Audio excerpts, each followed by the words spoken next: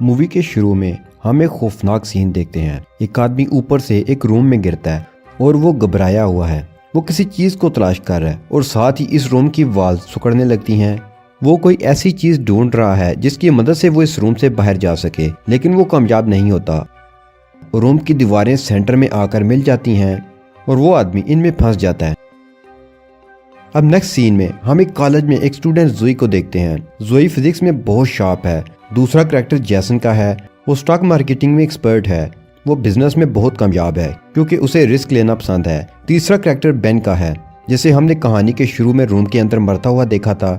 इन तीनों को एक रिडल बॉक्स मिलता है जिस पर कुछ सवाल हैं जिनका सही जवाब ढूंढ कर ही वो इसे खोल सकते हैं। वो इस पजल को सॉल्व कर लेते हैं और बॉक्स खुल जाता है, जिसमें इनके लिए एक मैसेज है कि आपको हमारे लिए एक गेम खेलनी होगी। अगर वो जीत जाते हैं तो उन्हें $10,000 मिलेंगे। इन तीनों को किसी न किसी तरीके से पैसों की जरूरत थी, तो तीनों गेम खेलने के लिए रेडी हो जाते हैं। बेन इस जगह पहुंच जाता है। वो देखता है कि एक और लड़की भी वहां आ गई। उसे भी ऐसा ही इनविटेशन मिला था। वो दोनों इस बिल्डिंग के अंदर जाते हैं और वहाँ एक रिसेप्शनिस्ट है जो एक मोबाइल जमा करवाने का बोलता है। अब वहाँ एक और लड़का डैनी भी आ जाता है। तीनों अपना मोबाइल जमा करवा कर लिफ्ट से ऊपर जाने लगते हैं तो वो लड़का अमेंडा को अपना फोन दिखाता है जो उसने छुपा रखा था। और वो एक रूम में पहुंचते हैं जहां जोई और जैसन पहले से बैठे हुए थे। रूम में एक ट्रक ड्राइवर माइक भी है। वो सब एक दूसरे को मिलते हैं और बात करने लगते हैं। फिर बेन इस कमरे से निकलने के लिए डोर की तरफ जाता है। वो हैंडल घुमाता है तो टूटकर हाथ में आ जाता है, यानी अब वो इस रूम में फंस चुके हैं। डैनी एक्साइटेड हो जाता है और कहता है कि मैं इस तरह के रूम से निकलने का माहिर हूँ। वो नहीं कहता है कि वो एक चाबी ढूंढें। वो सब चाबी ढूंढने लगते हैं। उन्हें चाबी नहीं मिलती। माइक को एक बुक के अंदर से स्क्रू ड्राइवर मिलता है। जोई को वहां से एक नंबर भी मिलता है। वो दिमाग दौड़ाती है और डोर में स्क्रू ड्राइवर और नंबर की मदद से लॉक खोलने की कोशिश करती है। साथ ही वो देखते हैं कि रूम का माहौल बदल रहा है। अचानक से टेम्परेचर राइज करने लग गया है। डोर नहीं खुल रहा था। अमेंडा को रूम के एक कॉर्नर से रिसेप्शनिस्ट की आवाज आती है। जोई को रूम से एक चाबी मिलती है। जब वो इस चाबी से इस आवाज वाली जगह का लॉक खोलते हैं तो वो देखते हैं कि वहाँ रिसेप्शनिस्ट का पुतला पड़ा है। वो अंदर चले जाते हैं। वहाँ उन्हें 6 बटन नजर आते हैं। जब वो इन बटनों को एक साथ प्रेस करते हैं तो एक और डोर खुलता है। उन्हें लगता है कि अब इस दरवाजे के अंदर जाना होगा और तभी वो हाई टेम्परेचर से मेल्ट होने से बच सकेंगे। यहाँ हम देख सकते हैं कि गेम शुरू हो चुका है और उन्हें अपना दिमाग लड़ाकर यहाँ से निकलना होगा, और अगर वो कामयाब ना हुए तो सब के सब मारे जाएंगे। जैसन इस छोटे दरवाजे से एक होल में चला जाता है। आगे जाकर उसे एक और डोर मिलता है जिससे स्क्रू ड्राइवर की मदद से खोला जा सकता है। वो माइक को बुलाता है। माइक इसे खोलता है और दोनों एक दूसरे रूम में चले जाते हैं। रूम का टेम्परेचर नाकाबिले बर्दाश्त हद तक बढ़ रहा है। वो सब इस डोर की मदद से वहां से निकलना चाहते हैं, लेकिन इस डोर को खुला रखने के लिए उन्हें वो 6 बटन एक साथ प्रेस रखने थे। अगर सब चले गए तो आखिरी बंदा फिर भी फंसा रहेगा। इसलिए जोई इन बटन्स को प्रेस रखने के लिए पानी से भरे 6 गिलास यूज करने का प्लान बनाती है। वो पानी भरकर गिलास रखने लगती है, लेकिन पानी सिर्फ 5 गिलासों के लिए था। बेन का गिलास खाली था तो बेन अपनी शराब की बोतल निकालकर गिलास में डालकर बटन प्रेस करता है और सब रूम से निकल जाते हैं और इस रूम में जो एकदम आग आती है उससे बच जाते हैं। सब इस होल से आगे बढ़ने लगते हैं, लेकिन अमेंडा को सांस की प्रॉब्लम हो जाती है। यहाँ उसका पास दिखाया जाता है कि वो आर्मी में थी। एक जंग में वो जख्मी हुई। वहाँ उसको सांस का कोई मसला हो गया था। जोई उसकी हेल्प करती है और दूसरे रूम तक ले जाती है। अब यहाँ अमेंडा श्योर करती है कि वो ये गेम छोड़ रही है, लेकिन रूम में उनके अलावा कोई भी नहीं था। अगर किसी खुफिया कैमरे से उन्हें कोई देख भी रहा था तो वो उन्हें कोई जवाब नहीं देते। अमेंडा डैनी के फोन से पुलिस को कॉल करती है, लेकिन नेटवर्क नहीं था। बेन कहता है कि डरने की जरूरत नहीं, ये हमें डराने के लिए कर रहे हैं ताकि हम गेम छोड़ जाएं, लेकिन हम नहीं डरेंगे। अब वो इस रूम के डोर पर जाते हैं जहाँ उन्हें एक ताला मिलता है जिसको खोलने के लिए उस पर 7 लेटर का सही कॉम्बिनेशन डालना होगा। वो वॉल पर एक पोस्टर देखते हैं जिस पर लिखा होता है you will go down in history. उन्हें कुछ भी समझ नहीं आता। बेन जो कि एक शराबी है, उसे अपना पास याद आता है कि किस तरह उसने शराब के नशे में कार चलाई थी जिसमें उसके फ्रेंड्स भी साथ थे और एक्सीडेंट से वो सब मारे गए।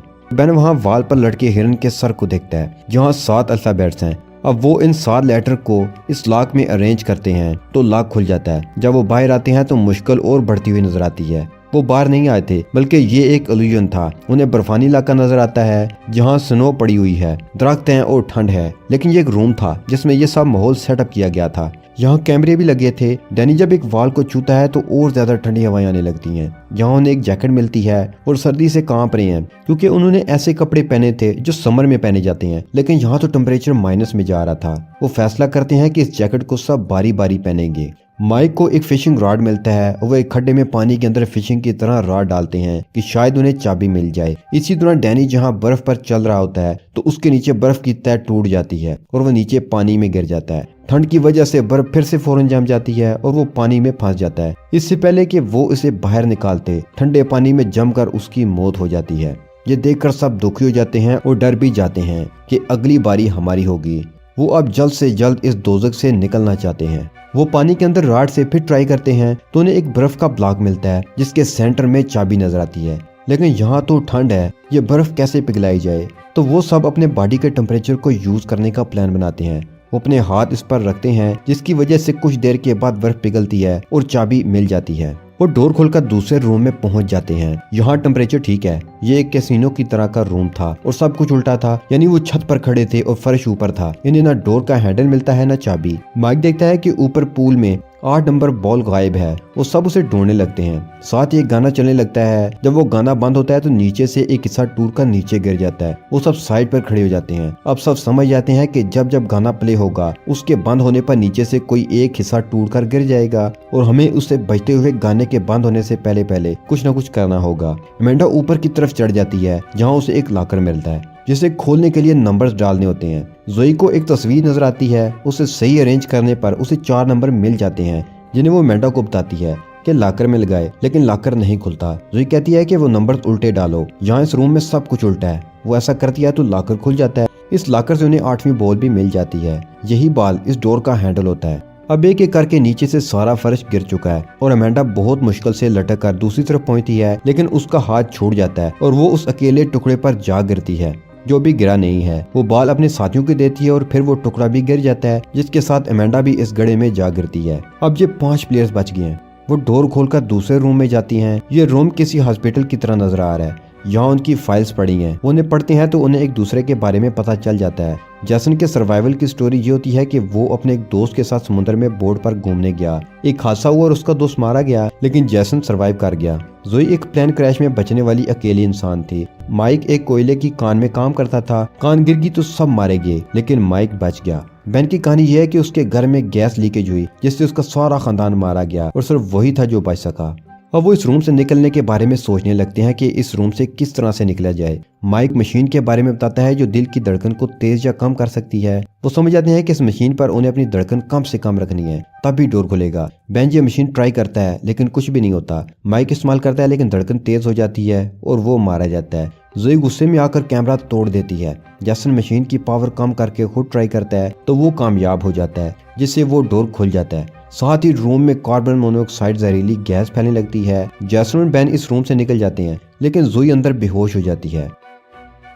दूसरे रूम में जैसन और बेन देखते हैं कि सब कुछ ब्लैक एंड व्हाइट पैटर्न में है। फ्रिज पर उन्हें एक डोर मिलता है। वो उसे खोलते हैं तो वो नशे में चले जाते हैं, जिससे उनका दिमाग सही तरह से काम करना छोड़ जाता है। बेन जैसन को कहता है कि तुमने जानबूझकर माइक को मारा, तो जैसन कहता है कि मैंने अपनी जान बचाई। अपने दोस्त को भी मैंने इसलिए समुद्र में मारा था ताकि मैं बच सकूं। बेन गुस्से में आकर जैसन को मारने लगता है। उस फाइट में जैसन का सर दीवार से टकरा जाता है, जिससे वो जख्मी हो जाता है और उसकी मौत हो जाती है। बेन इस रूम से निकलकर उस रूम में पहुंच जाता है जो हमने मूवी के शुरू में देखा था। इधर जोई बेहोश पड़ी है। 2 लोग रूम को क्लीन करने आते हैं। जोई उठ जाती है और इन दोनों को मारकर उनके गन लेकर बाहर आने लगती है। इधर बेन का रूम जो कंप्रेस हो रहा था, बेन अगर फायर प्लेस में ना छुपता तो वो पिसकर मारा जाता। वो भी वहां से निकलकर बाहर आ जाता है। बेन एक रूम में पहुंचता है जहां उस गेम का मास्टरमाइंड था। यहाँ स्क्रीन थी, कंप्यूटर और सिस्टम जिससे वो इस गेम को कंट्रोल कर रहा था। बेन इससे पूछता है कि तुम ये सब क्यों कर रहे हो? तो वो कहता है कि दुनिया के कुछ अमीर लोगों को ये गेम देखने का शौक है, तो मैं इसलिए ये सब अरेंज करता हूँ।